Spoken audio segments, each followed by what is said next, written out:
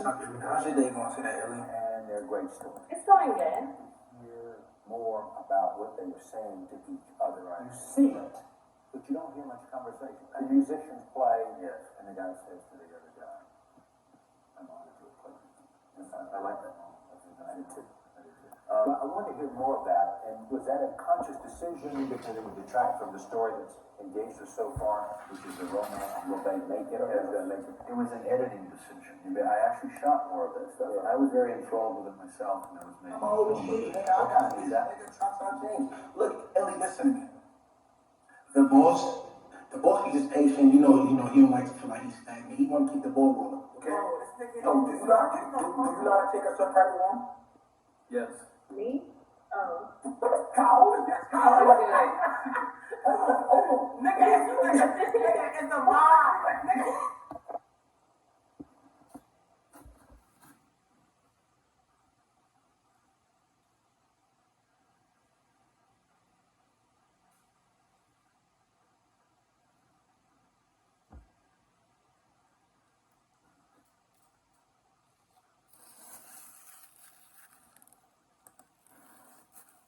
The appearance of things and not the reality of things.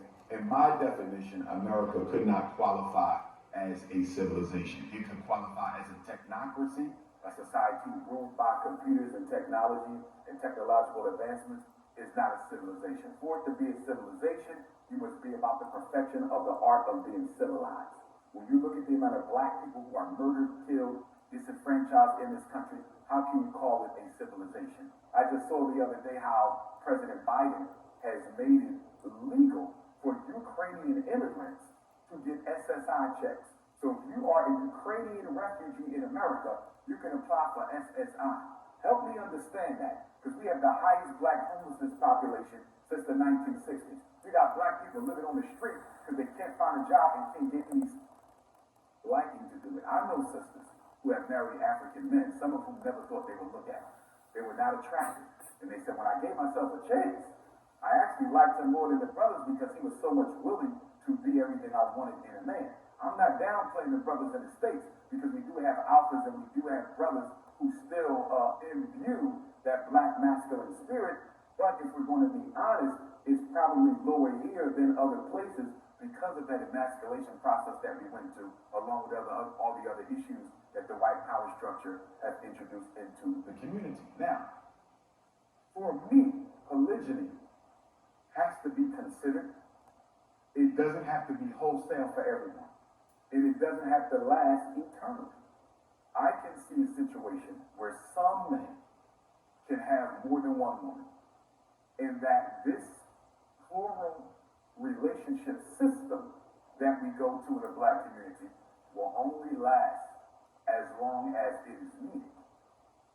Once you have a situation where the brothers are back on their feet and doing what they need to do, stop killing each other, stop being killed, stop going to prison because we have jobs and an economy for them, then maybe you can give it on up. I don't see that as perpetual. I see that something that should be for the moment as we need it, which can be the next 20, 40 years. You follow me? But I don't think it has to be perpetual. But here's the issue. We already have polygyny.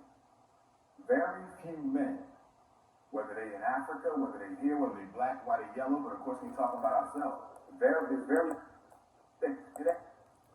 Men. So we got to make sure we're raising these men with a sense of black masculinity that is unshatterable, unbendable, and unbreakable. That's our hope. But at the same time, if the parents are still getting to them more than we are, we're going to lose. The brain is one hell of a creation, but guess what? The brain is still the slave of repetition. You follow? You could be telling the truth, but you only tell it once a week. I could be telling him a lie. I'm telling it 25 times a day. It don't matter how true your truth is. Guess what he will believe at the end of the day? Me. It's like the black woman who gets verbally and physically abused by her lover. She's gorgeous. Halle Berry is an example. She has been in some emotionally abusive relationships. Halle Berry is a beautiful woman. But after somebody tells you 50 times a day for 10 years that you are ugly and unattractive and nobody wants you, I don't care what you see in that mirror, you're going to believe the broken message. So we have to understand repetition is what rules the mind. What did Adolf Hitler say? And I'm no Adolf Hitler fan, but the architect of the Nazi propaganda system was a white psychologist named Joseph Goebbels. He taught Hitler how to hypnotize the German people against the European Jews. Adolf Hitler said, come up with the lie. Keep the lie simple. Don't let it be complex.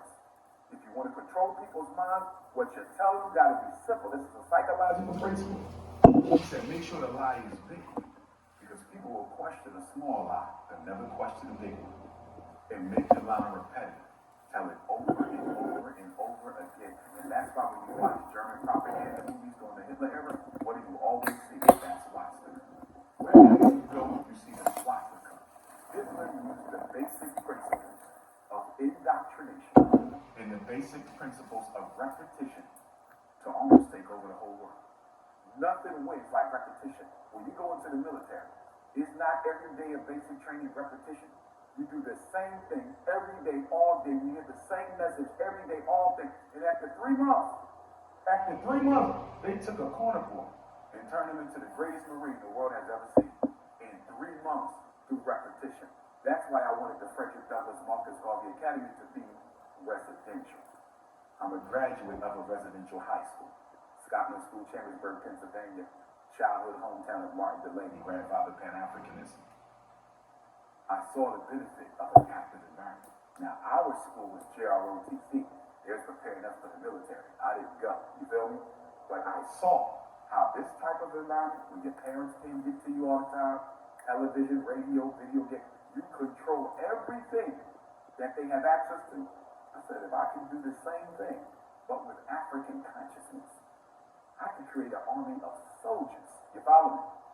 And so that's why I wanted residential. We can't afford it right now. But in the final analysis, I do want FPUG to be a fully fledged residential academy. And speaking about the school, right? Like, how do you do with a lot of criticism and everything? I think that what I've learned in my short life is that black people don't understand the process of getting things accomplished. If I put out a rule, it needs to be done within, I guess, a week. And if it's not done within a week, I'm a failure, I'm a liar, but then it's a scammer. They also don't give you room for failure. No, they don't. No, they don't. And that's one of our biggest setbacks as black people.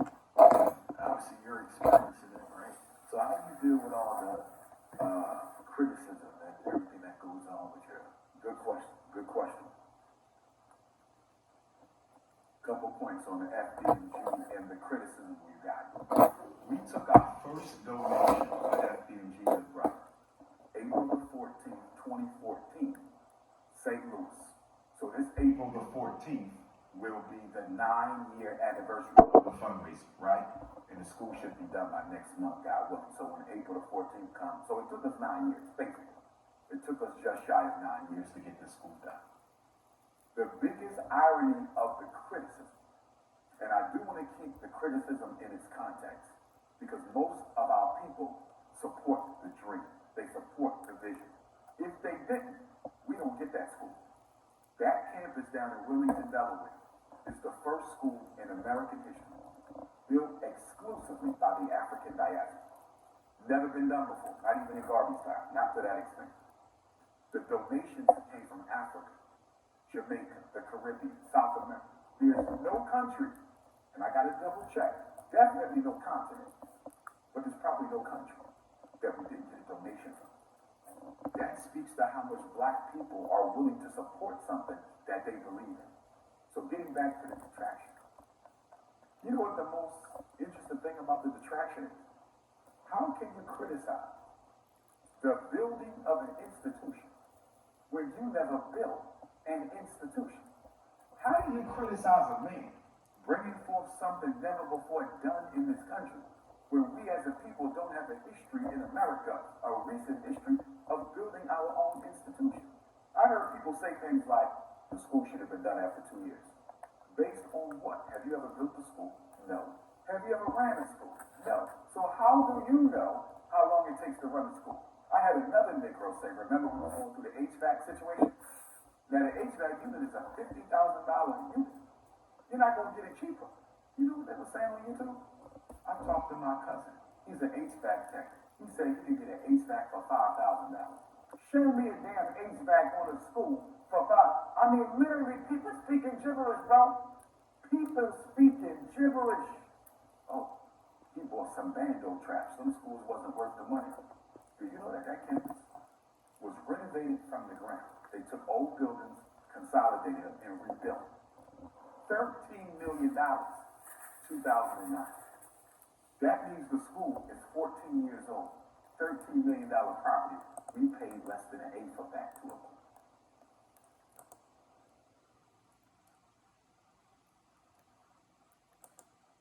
Yeah, man, we back again with enough people. They support me, but they never donated. And I don't ask them because I shouldn't have to.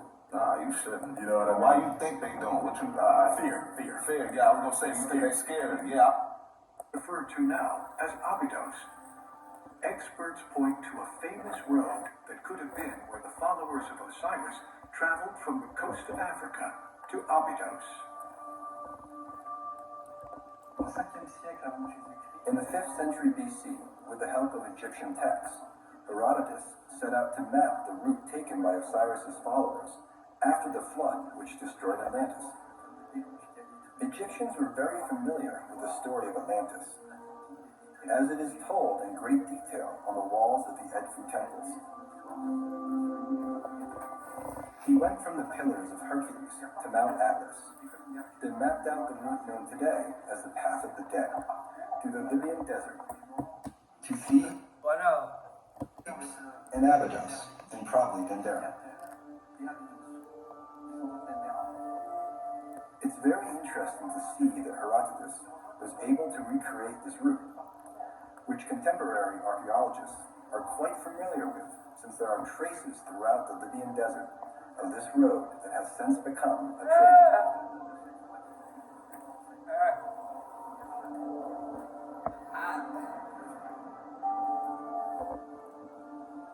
Atlantis was a civilization settled all around the islands in the Atlantic Ocean, around the islands of Green Cape, of Canary Islands, and Azores. The Canary Islands were kind of the most important place through where they started to spread around the world. And they took different paths to get to the Nile, because the Nile was their goal. And from the Canary Islands is where they took the path to something that we called at that time Tabuk. And Tabuk was what we call now Iberia. And they had the White Pass and the Black Pass. And the White Pass was the northern, and the Black Pass was the southern. That was Morocco today. Racist. That is Morocco today, all the Atlas Mountains. And through the south, they went through the fertile valleys in all the Sahara. In that time, there was no Sahara as we know it today. There was more green regions. So they crossed all through that region until they reached by the north